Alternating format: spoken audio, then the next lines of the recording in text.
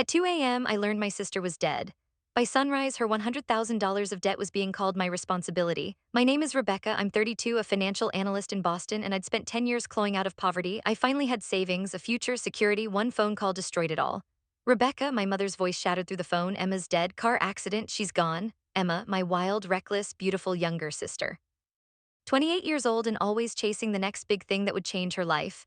Always believing the next opportunity was the one that would make her special. I went numb, my world cracked open. The funeral was 3 days later. I watched my parents fall apart. My father couldn't stop crying. My mother looked like she'd aged 20 years overnight. After everyone left, my mother cornered me in the kitchen. Emma had debts, she said, hands shaking.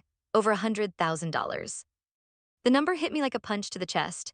Credit cards, loans, a car she stopped paying for. Rebecca, they're threatening to take the house. Your father and I can't afford it. We need you to help. There it was, the ask I'd been dreading my entire life. Mom, I can't just, she was your sister, family takes care of family. I'd spent my whole childhood cleaning up Emma's messes, covering for her, bailing her out, being the responsible one while she got to be free. And even in death, she was leaving me with one final disaster to fix.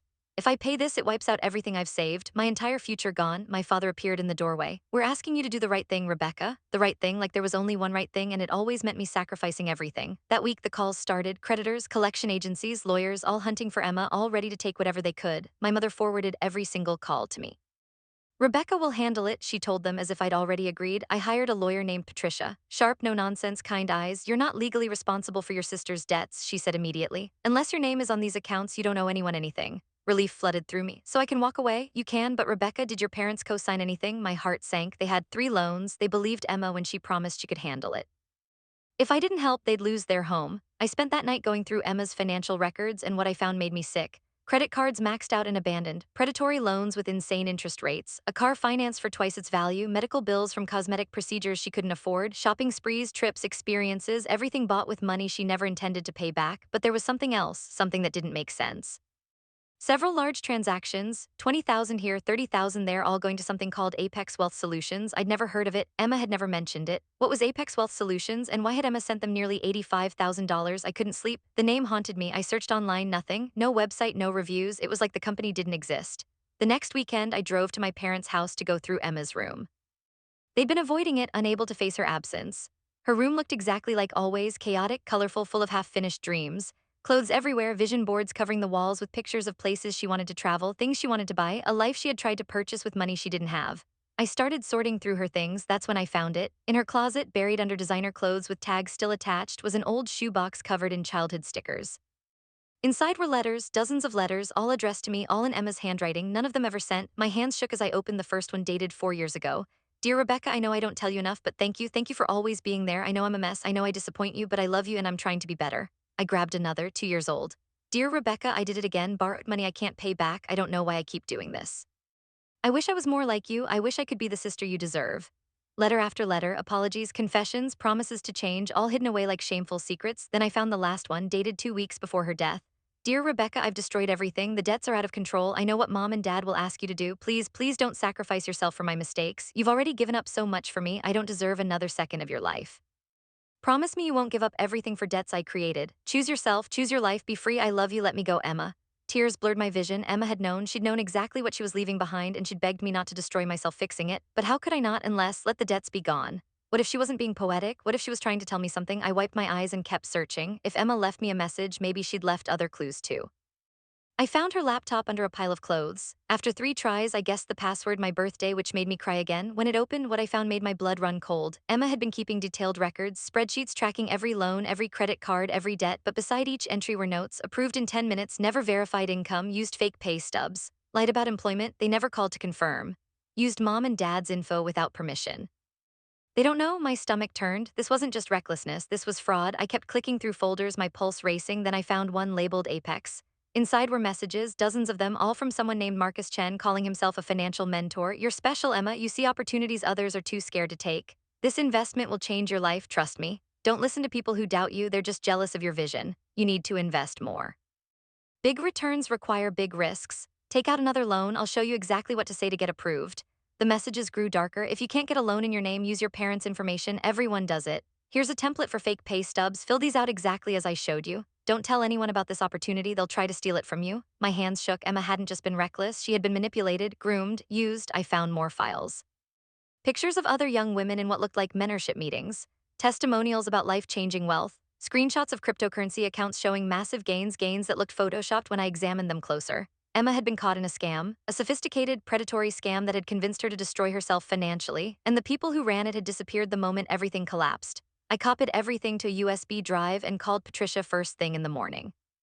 I need you to see this, I said. Emma was a victim of fraud, and I think we can fight back. Patricia's expression grew darker with every file she reviewed. She closed Emma's laptop gently, not out of politeness, but out of the heaviness of what she had just seen. This changes everything, she said. If Emma committed fraud to obtain these loans, and she did so under the direction of scammers, the lenders might not have legal standing to collect. They failed basic due diligence. What about the ones my parents co-signed? I asked. Trickier, she admitted. But if Emma forged their signatures, which these messages strongly suggest, that's identity theft. Your parents are victims too, I swallowed. Can we fight this without destroying Emma's reputation? Patricia took a slow breath. Rebecca, Emma was victimized. Yes, she made terrible choices, but she was manipulated into making them. We can show that, but you need to decide something important. Are you going to protect her image, or are you going to protect your family's future? Emma's last letter echoed in my mind. Choose yourself. I met Patricia's eyes. We fight hard. Over the next 2 weeks, Patricia built our case with the intensity of someone who'd made it personal. She contacted each creditor with evidence of fraud and demanded verification records. She filed disputes showing the charges had been part of an organized scheme. The response was immediate and shocking. The first credit card company folded within days, $32,000 erased. Their internal investigation showed they'd approved the account using fake information Emma submitted, and they never verified her income. Next, a personal loan company settled, $25,000 discharged. They even paid us $5,000 to avoid legal action. Patricia simply smirked and said, predatory lenders fold fast when you shine a light on them. Debt after debt began to crumble. Some were dismissed entirely, others settled for pennies. The car financing company took the car back and dropped the remaining balance without a fight, but something was bothering me. I kept thinking about Emma's messages with Marcus, about the fake pay stubs, about the way he'd manipulated her. Who are these people who did this to her? I asked Patricia one day, and where are they now? Patricia leaned back in her chair. I've already contacted the FBI. This isn't just about Emma anymore. There's a pattern here. She hired a forensic accountant to track the money Emma had sent to Apex Wealth Solutions. What they found was devastating. The scam had targeted hundreds of people, mostly young women, mostly people like Emma, ambitious, insecure, dreaming of better lives. The scammers lured them through social media with promises of financial mentorship. They love-bombed them, manipulated them, and convinced them to take out loans to invest money they didn't have. The scheme had brought in more than $3 million from victims across 12 states. Emma's $85,000 was gone, laundered through offshore accounts.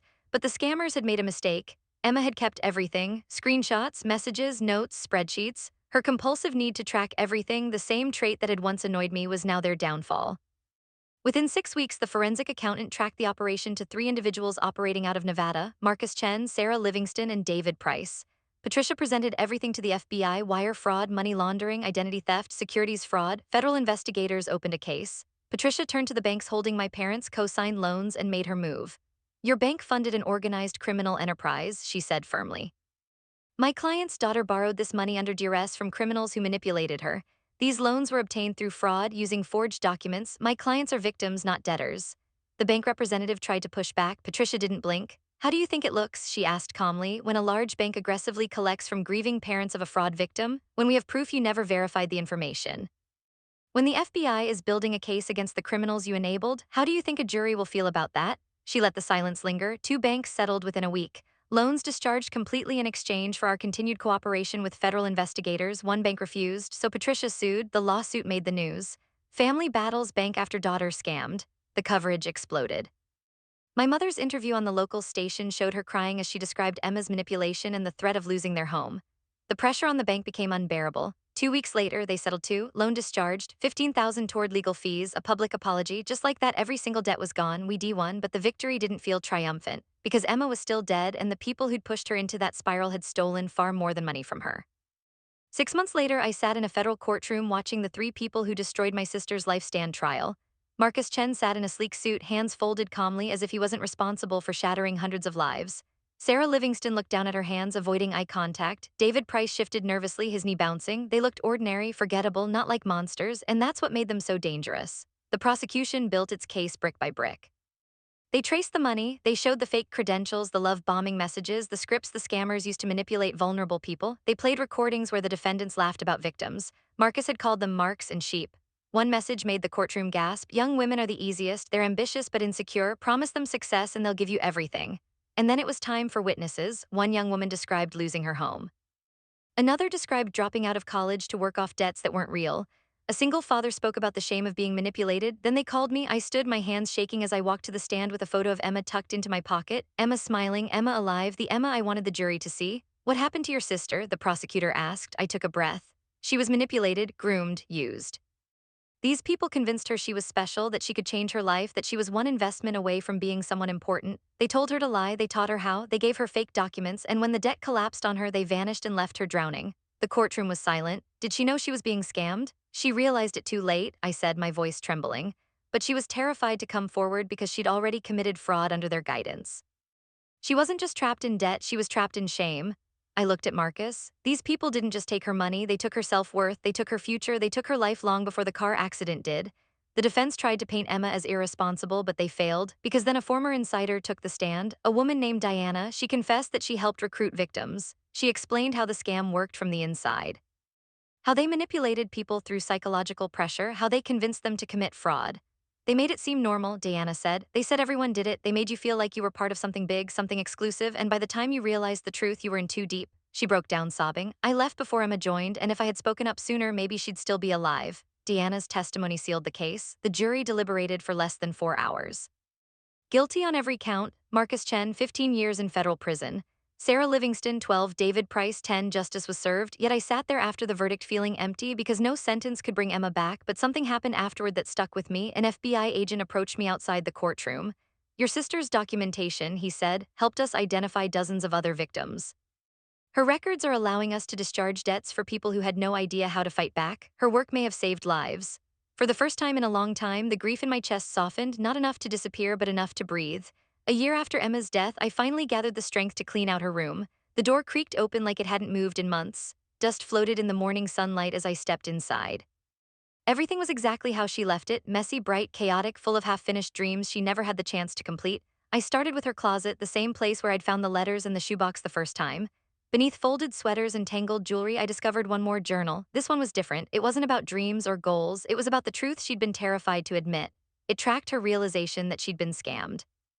I think I've been played, one entry read in shaky handwriting. I think Marcus lied about everything. I destroyed my life for nothing. Another entry said, I can't tell Rebecca. She'll think I'm so stupid. How did I fall for this? And then one from 3 months before her death. I'm documenting everything. If I can't save myself, maybe I can help catch them. Maybe that's my redemption. I sat on the floor with the journal in my lap, my vision blurring. Emma hadn't been oblivious. She hadn't been careless. She had been terrified. She had felt trapped.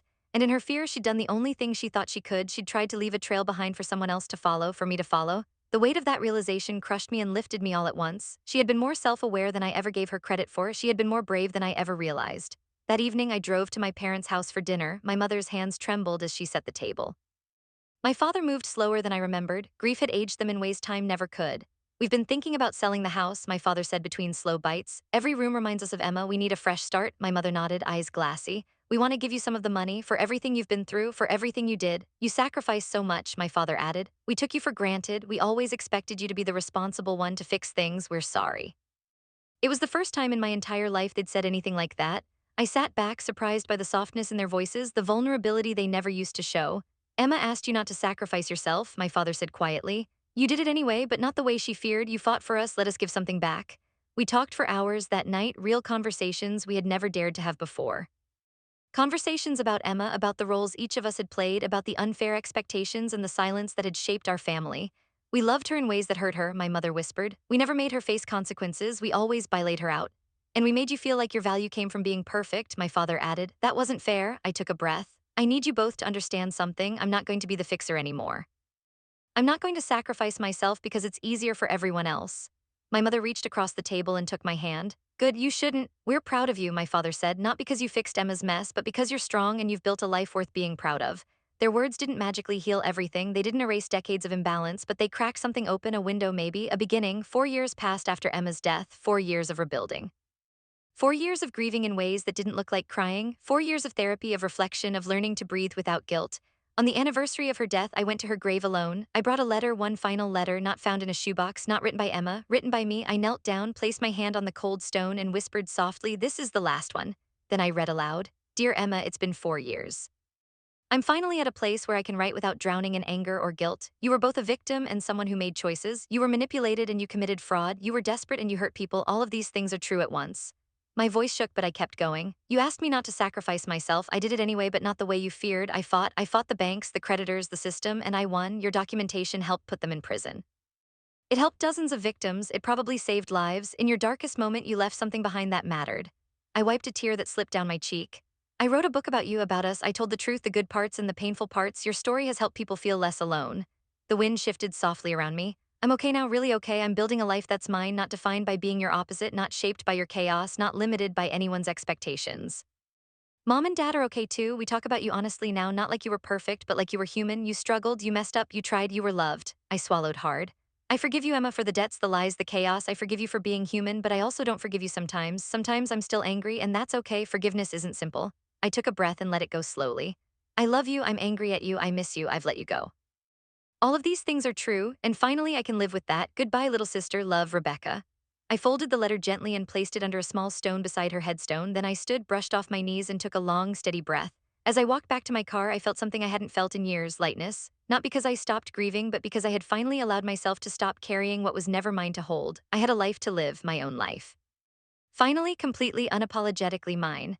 If you're listening to this story, maybe you're dealing with something similar. Maybe someone you love left you with an impossible situation, a burden you never asked for, a responsibility that feels like it will swallow you whole. I can't tell you what the right answer is for your life, but I can tell you what I learned through mine. You're allowed to have complicated feelings about the people you love. You are allowed to love someone and resent them. You're allowed to grieve and be angry at the same time. These contradictions don't make you a bad person, they make you human. For a long time, I believed that loving Emma meant cleaning up after her, protecting her, sacrificing myself, but love isn't martyrdom. Love isn't erasing yourself to spare someone else. That's guilt disguised as devotion. Someone else's choices are not your responsibility, even if they are family. People will tell you that blood is everything, that family comes first, that good daughters or good siblings don't abandon their own. They will tell you sacrifice is noble, but sacrifice without boundaries is destruction. Love doesn't require you to give up your life to fix someone else's mistakes. Sometimes helping someone means refusing to enable them. Sometimes the most loving thing you can do is say no. Documentation matters. It sounds so cold, so technical. But when you're dealing with debt or fraud or manipulation, information is power. Keep everything: emails, letters, texts, screenshots. Don't trust institutions to do the right thing just because they should, they won't. Don't trust companies to treat you fairly because they promise to, they don't. The only thing that saved my family was that Emma, messy, impulsive, chaotic Emma, documented everything. She left proof, and that proof became our weapon. Predatory lenders and scammers thrive in silence. They count on shame, they count on fear. They count on people like Emma, young women who are ambitious, hopeful, insecure, and trying so desperately to change their lives. They count on people like my parents, aging, trusting, tired. They count on people like me, responsible, quiet, and too exhausted to question the weight being placed on my shoulders. Don't give them that power. Speak up, ask questions, demand answers. If something feels wrong, it probably is. You're allowed to choose yourself. That is the lesson Emma begged me to learn, the one she wrote in her final letter. She didn't ask me to forgive her. She didn't ask me to save her. She asked me to choose myself. I used to think choosing myself was selfish. I used to think it meant abandoning the people who needed me. But choosing yourself isn't about abandoning others. It's about not abandoning yourself. It's about recognizing that you deserve a life that belongs to you, not a life built from the pieces of everyone else's chaos. If someone left you with an impossible burden, know this: you have options. You have rights, you have power to fight back. You don't have to accept the weight simply because it was handed to you. You don't have to pick up pieces you didn't break. You don't have to set yourself on fire to keep other people warm. Emma's debt was never my responsibility, but her story, our story, became my purpose. I didn't choose what happened to her. I didn't choose the lies she was told. I didn't choose the manipulation she endured, but I did choose what happened after. I chose to fight, I chose to protect my parents, I chose to uncover the truth, I chose to seek justice. And finally, after years of living as the responsible one, the fixer, the savior, I chose myself. Freedom doesn't come all at once, it comes in small moments. The moment you set a boundary, the moment you say no, the moment you realize you don't owe the world your destruction, the moment you breathe without guilt. The moment you let go of a burden that was never yours. I learned that people are not perfect. Emma wasn't, my parents were, I was. People make mistakes, huge ones, heartbreaking ones, irreversible ones. People hurt each other, people fail each other, but if we let guilt or obligation define us, we lose ourselves in the process. I spent years believing that my worth came from being the strong one, the reliable one, the responsible one. I believed strength meant carrying everything without complaint, but strength is not carrying everything. Strength is knowing what is yours to carry and what isn't. Strength is putting down what breaks you. Strength is walking away from what destroys you. Strength is choosing yourself even when people call you selfish for it. You're allowed to choose yourself even when it hurts, even when it feels wrong, even when people expect you to sacrifice. Especially then, Emma's gone, the debts are gone, the lessons remain. And the life I'm building now is mine, not my sister's shadow, not my parents' expectation, not the role I was assigned as the responsible one, mine. If you've been carrying something heavy for too long, someone else's debt, someone else's guilt, someone else's mistakes, I hope you hear this. You are allowed to put it down. You are allowed to breathe. You are allowed to walk away. You are allowed to choose a life that does not hurt to live. Freedom is not a feeling, it's a decision, and you are allowed to make it. A year after Emma's death, I finally found the strength to clean out her room. It felt like stepping into a preserved moment in time, a space frozen exactly the way she left it. At the bottom of her closet, beneath the box of letters I'd already read, I found one more journal. This one was different. It wasn't full of dreams or apologies, it was a timeline of her unraveling. The first entry stopped me cold. "I think I've been played," she wrote. "I think Marcus lied about everything. Destroyed my life for nothing." The next entry was worse. "I can't tell Rebecca, she'll think I'm so stupid. How did I fall for this?" The words almost crushed me. She had wanted to come to me, she had wanted help, but shame kept her silent. Months of entries painted the picture clearly. Emma wasn't blind, she wasn't naive, she wasn't delusional. She knew, she realized what had happened long before she died. And then 3 months before the accident, she wrote, "I'm documenting everything. If I can't save myself, maybe I can help catch them, maybe that's my redemption." For the first time, I understood she didn't plan to disappear, she planned to fight, she planned to expose them, she planned to make her mistakes count for something. She had been more aware, more strategic, more intentional than anyone gave her credit for. My sister, the chaos hurricane, had left a trail that dismantled a criminal empire. I sat on her bed and cried until I couldn't breathe. Not out of anger, not out of guilt, but out of grief for the person she had been trying desperately to become. The woman she might have become if anyone had reached her before the scam did. She wasn't just reckless, she wasn't just irresponsible. She was human, vulnerable, afraid, trying so hard to change her life that she trusted the wrong people. That evening, I had dinner with my parents. The air was lighter than before, not because we were healed, but because we were finally telling the truth. My father cleared his throat. "We've been thinking about selling the house," he said. "Every room reminds us of Emma. We need a fresh start." My mother nodded, eyes soft. "We want to give you some of the money. You sacrificed so much for us. We took you for granted. We always leaned on you because you were strong. We're sorry." It was the first real apology my parents had ever given me. I didn't realize how much I needed it until the words were out of their mouths. My father continued, "Emma asked you not to sacrifice yourself. You did it anyway, but not the way she feared. You fought. Let us give something back." So we talked, honestly, for the first time in years, maybe ever. We talked about Emma, about the ways we'd all failed each other, the ways we'd enabled her, the pressure we put on me, the expectations, the roles, the unspoken rules of our family. "We loved her in ways that hurt her," my mother whispered. "We never let her face consequences. We wanted to protect her even when it wasn't good for her. And we made you feel like your value came from being perfect," my father added. "That wasn't fair to you." I looked at them, at the weight they both carried, and finally said what I had been holding inside for my entire life. "I need you both to know something. I'm not going to be the family fixer anymore. I'm not going to be the solution to every crisis. I'm going to live my own life. I'm going to make choices based on what's right for me." My mother took my hand, tears slipping down her face. "Good," she said softly. "You should," my father nodded. "We're proud of you, Rebecca, not because you fixed Emma's mess, but because you've survived everything life threw at you and you built something good. We should have told you that a long time ago. It wasn't perfect healing, it wasn't a magic ending, but it was a beginning for them, for me." For all the years we'd spent pretending that love meant silence or sacrifice or carrying burdens that weren't ours. That night I went home and felt something I hadn't felt since long before Emma died. Hope, not for her, for me. I placed the letter under a stone beside her headstone. Then I stood up, brushed off my knees, and walked back to my car. I had a life to live, my own life. Finally, completely, unapologetically mine.